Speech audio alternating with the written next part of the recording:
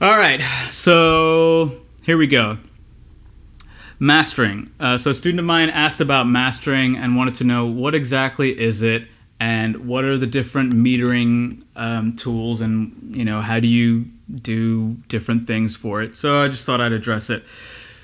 The general um, the general consensus, or I shouldn't even start with that, but the general thought about mastering is that it's a process just to make a track louder.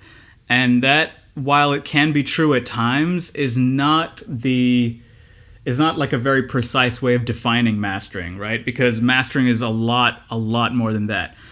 It is the last step in the process when it comes to making a record. It does help in bringing the song to life, whether it be through volume or through spectral changes. But there's little more that comes with that. So let's start from the top, right? So you have a record that you are maybe the mix engineer of or the producer of, and you've gone back and forth, mix 1, mix 5, mix 7A, mix 10,001, and you finally have all your individual components, like your kick drums are balanced with the snares, with the vocals, with the synths. Everything is now balanced in a way that, okay, the song is being represented in the way that I want to make it, right? So you're happy with the balance of the individual instruments. What you do after that is you send it to a mastering engineer. The mastering engineer is a person who has a new perspective on the song. Again, you've listened to it 100 times. This guy's going to listen to it for the first time, and that immediate impression that he's going to get is going to help him make more informed decisions, right? So that's the first thing. That's the first role of a mastering engineer, which is like provide a new perspective. It's also often the reason why mastering rooms are a lot more finely tuned than mixing rooms. Oh, what's up, Roshan? How are you? Oh my god, it's been so long. Great. You fucked up my lecture, man. So that's the reason why mastering rooms are a lot more precise and defined, because not only do you want to get a new perspective on the mix, but whatever perspective you do get on the mix, you want it to be as accurate as possible, right?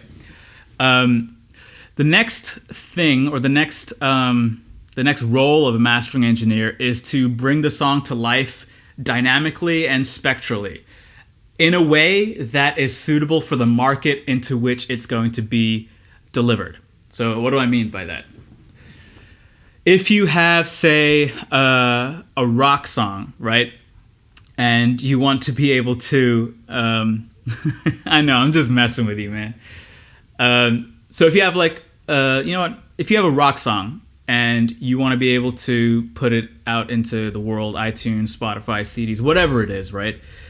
There is a certain sound that the rock population has kind of agreed on, that, oh, this is kind of rock.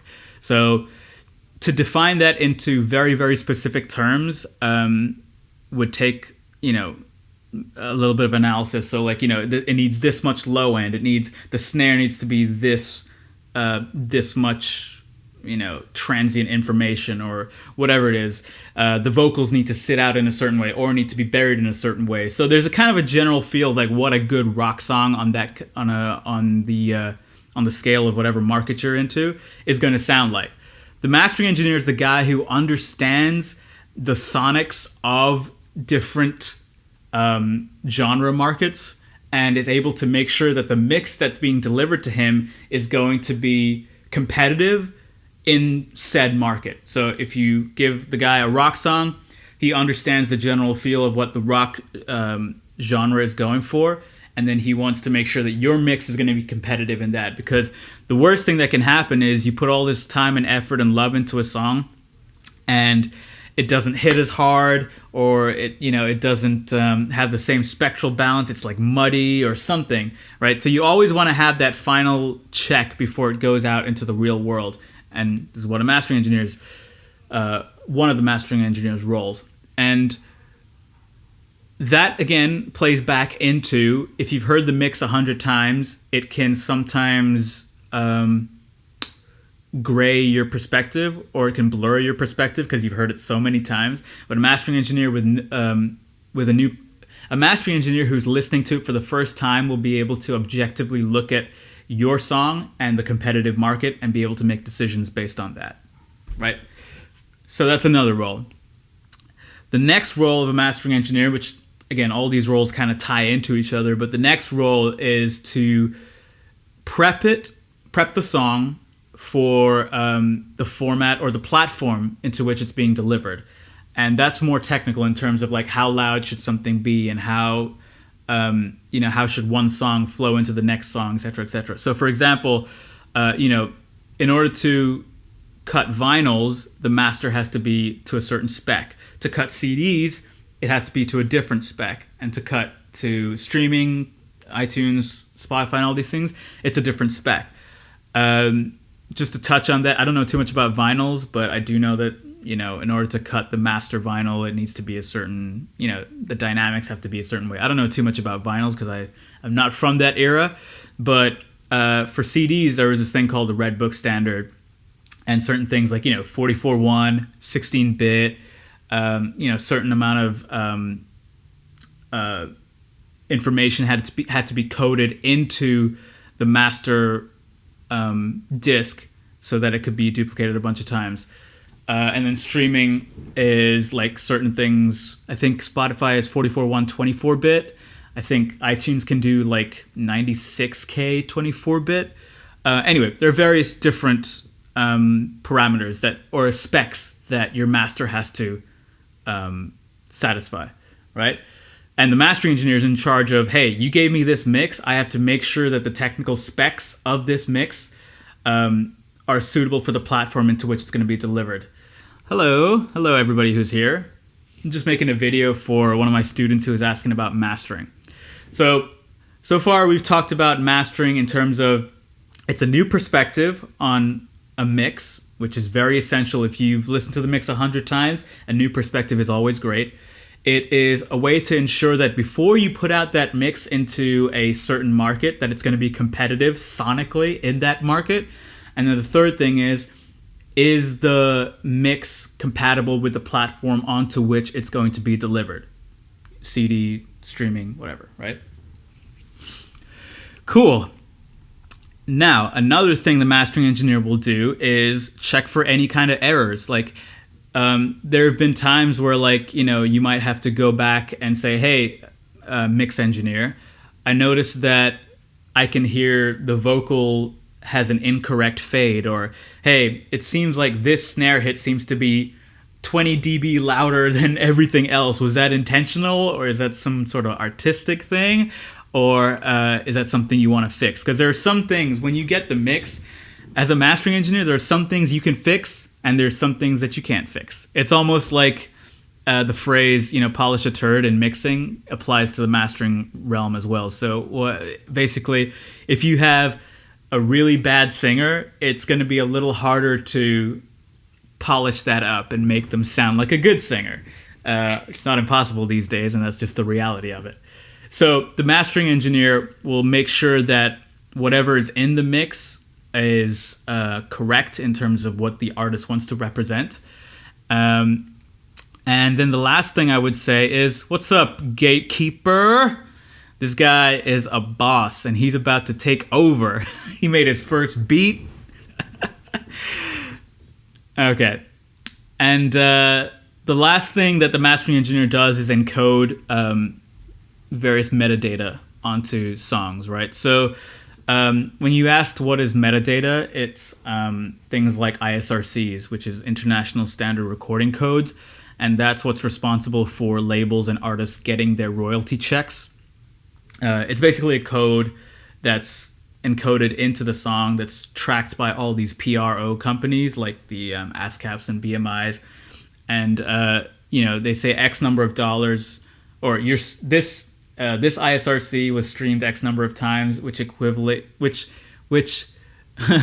equals this X number of dollars, which means this artist or this label needs to get that number of dollars. So that kind of information is very important to get correct. The other kind of metadata that I was talking about is when you were, again, I can't speak to vinyl, but when you're making CDs, what you would do is you needed to encode PQs or well, did you have to encode them? I guess it would do it automatically, right? But metadata in terms of like the artist name, composer, arranger, all this stuff, lyrics, blah, blah, blah, lyric writer, date of release and all this stuff. We used to like encode that stuff as well onto CDs. So that's another part of it. Metadata is like ISRCs or anything that is not the actual song that needs to be encoded into the data, so that if that song is taken anywhere in the world, the data associated with it is taken. So ISRCs, artist name, this, arranger name, composer name, whatever. Cool. So that's what I mean by metadata for the student who asked. So if you just want to summarize it, because I was kind of getting my thoughts together as I was just like rambling what I know. This is just everything I know on mastering, so I'm just trying to spit it out. But if I was to summarize it, the mastering engineer is responsible for making sure that the mix is clean and representative of what the artist wants, making sure that he gets a new perspective on a mix that's already been heard 100, 500 times by the mix engineer, artist, producer, making sure that he's able to take that mix to a sonically competitive level for the market into which it's going to be put into, and making sure that it's technically spec'd to the platforms onto which it's going to be distributed. And finally, if there's any kind of metadata that needs to be encoded, he does that too. Now, it's kind of changed a little bit over the years because streaming, distribution platforms like TuneCore, DistroKid, and all, they do a lot of the ISRC encoding. So mastering engineers don't usually have to do that anymore. But the mastering engineer still has to make sure that it's spec'd to the streaming platforms. So I believe the streaming platforms are around minus 14 LUFS. That's kind of where they are sitting at, which is really interesting because I think like late 90s, 2000s, this whole concept of the loudness wars came in. Oh, what's up, C Nature? I haven't heard from you in a long time, dude. I like your freestyles. So yeah, the whole loudness war thing was like the perception that if a song is louder, it's better. And this was kind of a very interesting psychoacoustic trick that a lot of people used. I mean, I don't want to call it a trick, but it was a strategy that people used.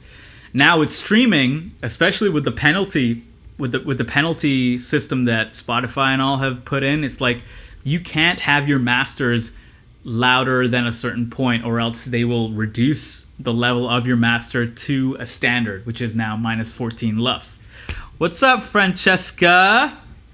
It's weird, you're seeing me totally out of the artistic mind and more into the technical boring shit now. But I hope you're well. One beat for me, another beat for B. That's my student right there. He's like, one small beat for me, one beat for mankind. Yo, that's so funny, man. Ty, that was like, yeah, when you made that beat, it was like the moon landing. It was like, I'm here. I'm finally here. Anyway, okay. Yeah, so I was talking about how the levels have kind of changed over the years, and like it almost seems like the loudness wars are I don't know, I don't want to say coming to an end, but they're definitely being tamed to a large degree because Spotify's whole penalty system. So minus 14 LUFS is what I believe Spotify is. Which brings me into the even more boring part of this, which is talking about levels. So this is another question that the student asked, which is, what's the purpose of these metering plugins, and what's DBA, DBV, DBU, all this stuff. And to be completely honest, just to like preface everything, I don't know the concepts as deeply as, maybe an electrical engineer or even some really good sound engineers. I'm still a little vague on some of them. But the flip side of that is they're not always the end all be all true whatever thing. Just like you have to understand them to a fair degree, but I don't know if it's necessary, at least when you're starting out, to understand them as in depth. That's just my opinion. I could be totally wrong. It's like you're stopping education. Stop. And if you want, read more into it. But this is what I know about metering, right? So first, I mean, I guess we'll talk about the concept of the bell, right? BEL, which I believe was coined by or based on Alexander Graham Bell. It was just a unit of measurement to, I think, from what I remember, measure like power or energy losses or signal losses when in telephone lines, something like that, like back in the day. And then the concept of decibel is, well, decibel, which means a tenth of a bell, right? Decibel is a unit of measurement that is based off of a set reference point. So, how do you say this? It's like the distance between me and the screen might be, what, like 3 feet, 4 feet, maybe 3 feet. I'm horrible with measurements, but just trust me. So this is an absolute measurement, right? The decibel is not an absolute measurement. It is always based off of a reference point, right? Some sort of reference point. And that's where it gets a little confusing because it's not like a definite absolute answer or definite measurement. Just know that the decibel is a measurement which is based off of a reference, some sort of reference point. The formula even for the decibel is like a logarithmic formula of a certain voltage with respect to a reference. So it is a little complicated, right?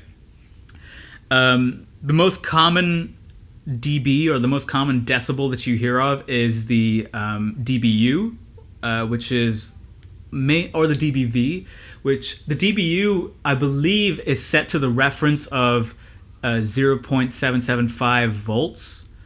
I guess it's like kind of it's more to do with the analog domain than it is to do with the digital domain. dBu and dBV are more analog measuring terms than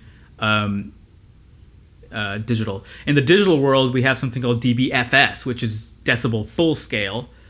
And that has to do with the fact that when you're in the digital world, based on your bit depth, you have a certain dynamic range to work with. And at the very top of that, at 0 dBFS, that's when you start to clip. So in Pro Tools, whenever you see a signal and it touches the top of that meter and it shows that little red light, that means you have reached or exceeded 0 dBFS, which is dB full scale, right? El Sol! What's up, dude? Cool. So that's dBFS. dBu and dBV has more to do with the analog domain. And all I know about dBu is that it's set to the reference of 0.775 volts. And the U stands for unloaded, which is something to do with an unloaded circuit. But now we're getting into physics and stuff, which I don't remember that too well. Sorry. So that's dBu, dBFS. Then you also had these other measurement tools like dBA, dBc. And those were all measurements that took a filter or EQ into consideration because the human ear has its own little EQ curve in a way. Remember the Fletcher-Munson curves? Like we hear different frequencies at different levels of loudness. So I think the dBA, dBc thing was to try to compensate for the human ear. So that's where you hear all these terms. I think dBA is there's something called like an A-weighted graph, EQ graph, or A-weighted curve. And so dBA is based on that, whereas dBc is based on the C-weighted graph. You're making me go real deep. You're like Tyrone. He just makes me start thinking about life. Like, man, we're going deep into this. So that's what I know about decibels, right? So decibels is a unit of measurement that's always based off of a reference point. dBu is decibel unloaded, which is based on the reference of 0.775 volts. dBV, I think, is based off of the reference of 1 volt, but do not quote me on that because, again, it's been a long time. dBFS is when you start to get into the digital domain, and that's when you have your bit, your word, your bit word. That's getting to computers, but as soon as you hit the 0 dBFS, that's when clipping starts. So that's what dBFS or dB full scale is for. dBA, dBc, all these other things are leveling meters with EQ curves applied to them to account for the human ear, right? So that is what I know about decibels in a way. And again, remember, dBu, dBV is like analog domain, like pieces of gear where you see the meters moving and stuff. dBFS is like in Pro Tools for any kind of digital DAW.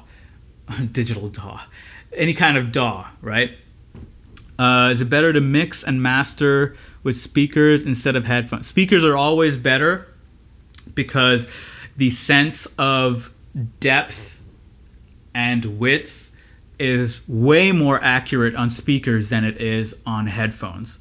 It's just a fact. Now, I will say, can you not make a great record on headphones?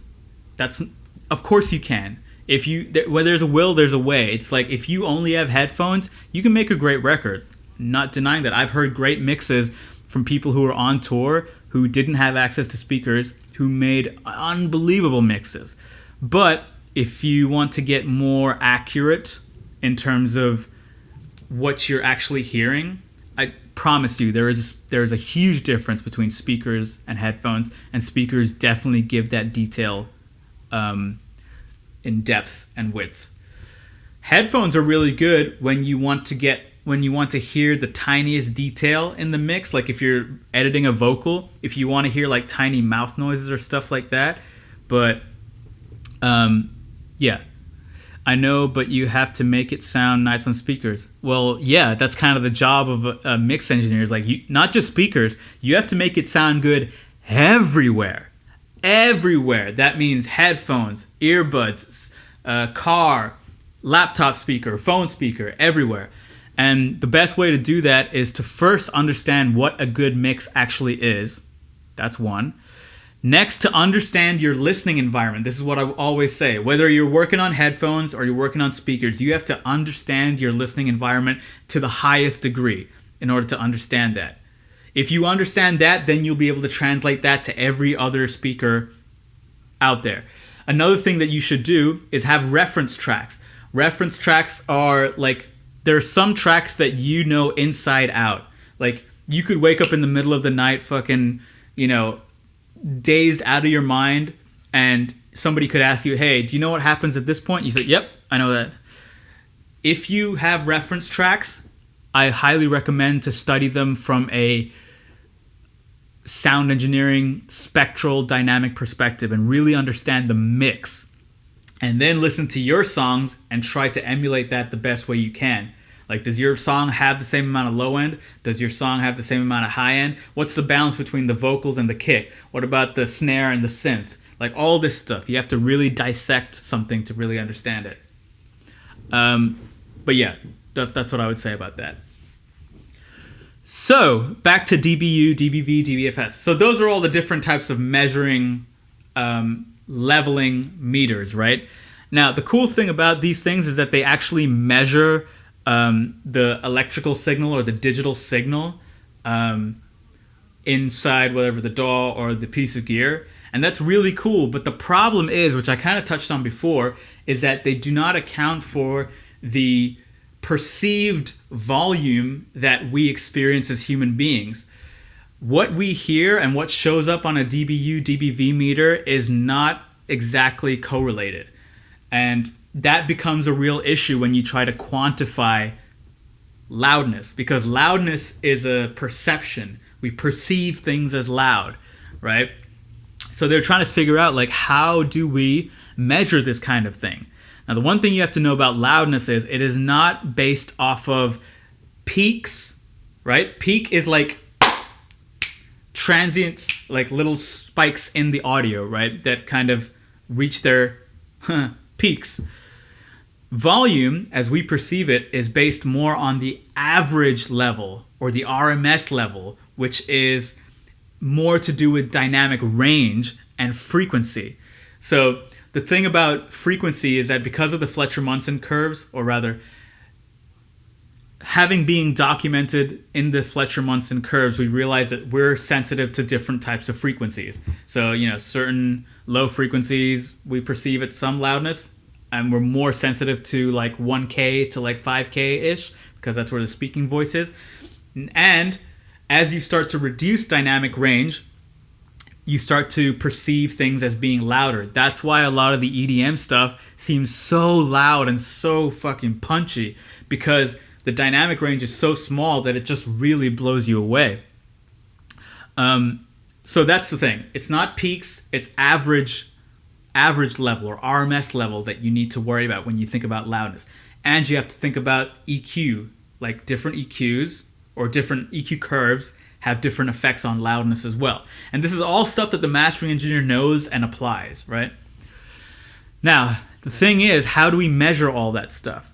Well, apparently, the best thing that we have so far, which is actually pretty good, is this unit called LUFS, or Loudness Unit Full Scale, if I'm not mistaken. I hope that's right, but LUFS. And this measures the average level over, I think, like over a period of time. And I'm not exactly sure, but I think it also accounts for EQ curves as well. I'm going to have to look into that. But LUFS, it has been the best way to measure perceived loudness. Okay? So when we talk about Spotify needing minus 14 LUFS, there are metering tools out there that will tell you the LUF value of your song. So that's what you need to do. And the thing is that that's way more practical, because before, when you had just the dBu, dBV, dBFS meters, those were not accurate to how you were perceiving loudness. So you had to use those tools and really use your ears to make sure you're in the right space. And, human beings, imperfect beings, like sometimes you could mess that up. Now with LUFS, it is a much more accurate picture of what the perceived loudness is. Okay? So that's why we use LUFS. And hopefully that makes sense. Would you ask? What's the best way to get an artist comfortable with you while you're recording cool vibes? That's more of... Well, first of all, this is really funny. It's funny that you're asking all these questions now. You could just come to fucking class, bro. I'm just messing with you, man. Don't take that too seriously. Yeah, this is a big thing. I mean, I talk about this all the time. I just talked about it in the last podcast. Keeping the vibe is one of the most important things you'll ever need to do as an engineer, because people are coming to you with their art and soul, and they want to feel comfortable enough to express themselves. So you really have to learn. It's a skill set to learn how to look at another human being, feel him out, and see, like, okay, what kind of vibe has he got? Is he loud and like, oh, let's do this? Or is he like really chill and just kind of wants to be in his own?